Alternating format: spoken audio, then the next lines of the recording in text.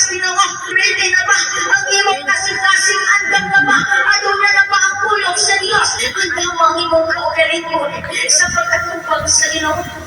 Isa pa itong mga anak kong pastor, mga pati mga balungan, mga kapatid. Ang pag-isa pa itong mga unbelievers ang ginigana, mga panuwang pinagalang kadugtang. Hindi pa ito masakitan mga kaigsunan na usap na kaanak kong pastor. At pati ito magpinulangkod sa atong pagpangalaga. At pati itong mga tao, mawalan na ang galingin ang ginigana na nanikamot, isa ng kalisyon, isa punaran sila sa ilang ginigana, isa punaran sila kaya nagiging pasihamamon, ang pag-isip sa sila ngayon. Isang sakit man ang bulan sa akong kahan, isang sakit man ang bulan sa akong kinahan, isang mayasok ang ko, but is still to worship you.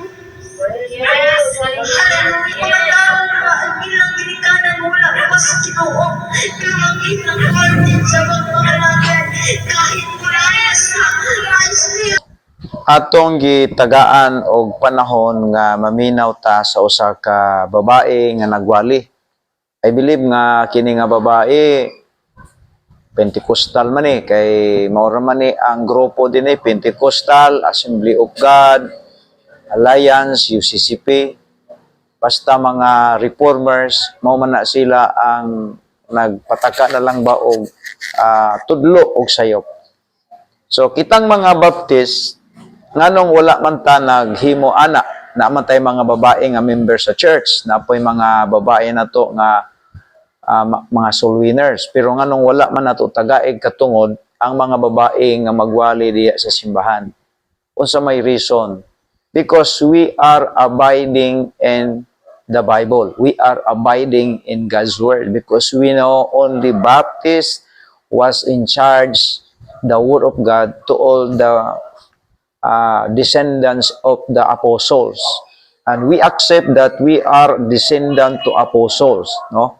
Now unsa may giingon na Bible ingon dinhi sa 1 Timothy chapter 2 verse 11 to 14, matud pa dinhi nga let the woman learn in silent with all subjection. 12 But I suffer not a woman to teach nor to absurd authority over man, but to be in silent. Dili daw si Paul mo allowed nga ang babae magtudlo, muilog sa katungod sa mga lalaki sa pagpanudlo. Pero kani sila, magsige sila og panudlo, bisan babae, og dili na allowed sa simbahan nga gitukod ni Kristo. So muna nga, kung imong tan-awon, mga babae nila mo ay daghan kag istorya hing dunay violation siya sa word of God. Kaya ingon si Paul nga let the woman learn in silent with all subjection. Inside the church man na. 13 unsay reason? Ingon siya, for Adam was first formed, then Eve. So ang reason diha nganong dili si Pablo mo allowed ni Timoteo nga ang mga babae mangulo manwali sa simbahan tungod kay ang purpose sa babae nganong gihimo siya sa Ginoo is only helpmate sa lalaki. O naay mga lalaki diha nga iyang giwalihan, dapat kato sila magwali, dili siya. So kani kay reformers lagi mo nang nahitabo, nagpataka lang og himo og mga doktrina nga wa na gid nakauyon sa pulong sa Dios. Supak ba?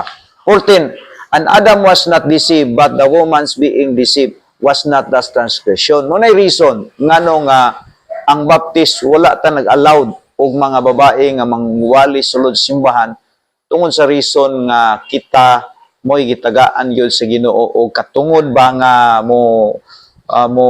magdumala lalaki gyud ang leader sa simbahan, dili pwedeng babae ang mangulo.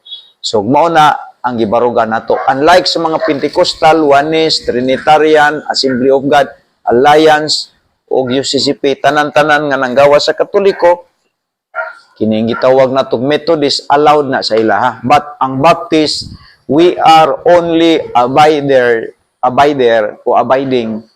the Word of God. Okay, thank you Lord for this principle that we are imitate until the last breath. To God be the glory. Bye-bye. Oh my God! Wow! Oh my God!